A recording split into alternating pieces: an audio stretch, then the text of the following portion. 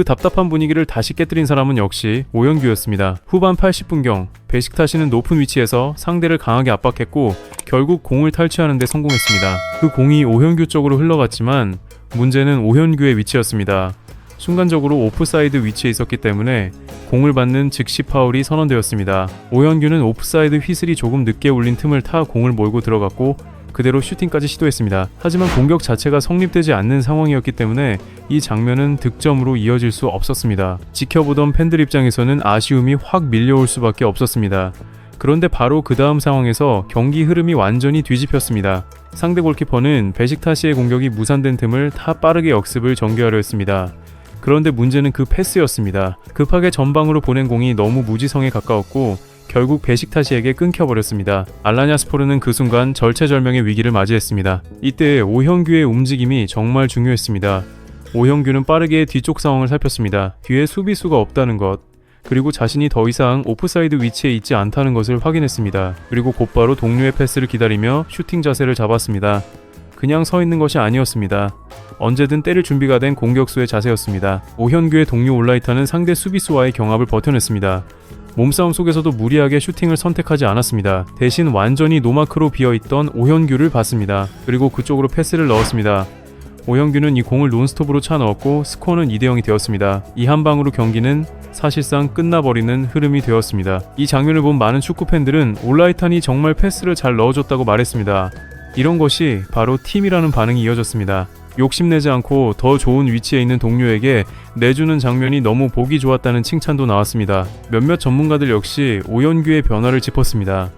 오현규가 벨기에 행크에 있을 때는 비교적 쉬운 찬스도 살리지 못해 팬들의 아쉬움을 자아낸 적이 있었다고 말했습니다. 하지만 티르키예 베식타시로 이적한 뒤에는 그런 장면이 거의 사라졌다고 평가했습니다.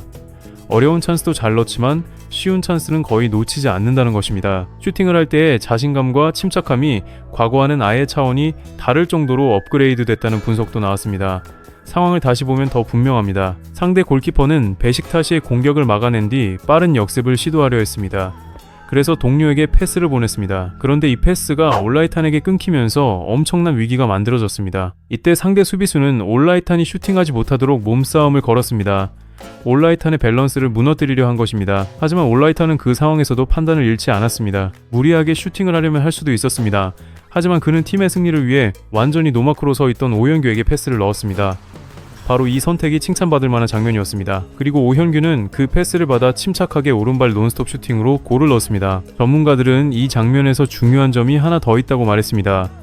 동료들이 오현규의 실력을 인정하지 않았다면 절대 저런 패스가 나오지 않았을 것이라는 점입니다. 패스를 한 선수도 당연히 칭찬받아야 합니다. 하지만 그런 패스를 받으려면 오현규 스스로 계속 자신을 증명해야 합니다. 결국 오현규가 지금까지 보여준 경기력과 결정력이 있었기 때문에 동료도 그를 믿고 공을 내준 것입니다. 베식타시는 오현규의 추가골로 2대0까지 앞서 나가기 시작했습니다.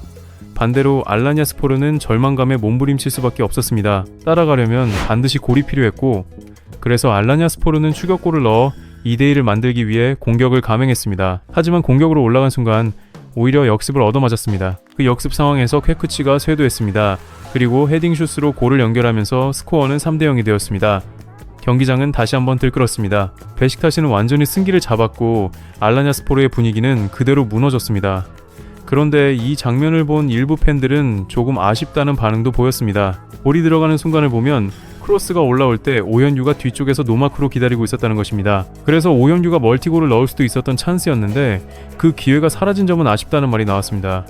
이 반응에 대해 일부 전문가들도 비슷한 지적을 했습니다. 이미 2대0으로 앞서고 있던 상황이라 퀘크치가 조금 욕심을 낸 것은 사실이라고 말했습니다. 오현규가 그 자리에 없었다면 모르겠지만 분명히 있는 상황에서 굳이 오현규의 공간으로 들어가 크로스를 잘라먹는 헤딩을 한 것은 비록 골이 들어가기는 했지만 팀플레이 측면에서 바람직한 장면은 아니라는 평가였습니다. 전문가들은 이런 행동을 다른 선수들도 보고 배울 수 있다고 지적했습니다. 선수들 사이에 존중이 약해지고 팀이 와야 되는 계기가 될 수도 있다는 것입니다. 그래서 감독이 이런 부분은 따끔하게 지적하고 고쳐줘야 한다고 말했습니다. 결국 베식타시는 오현규가 이날 경기에서 보여준 엄청난 맹활약을 앞세워 튀르키예 컵 8강에서 알라냐스포르를 3대0으로 꺾었습니다. 그리고 4강에서 코냐스포르와 맞붙게 되었습니다.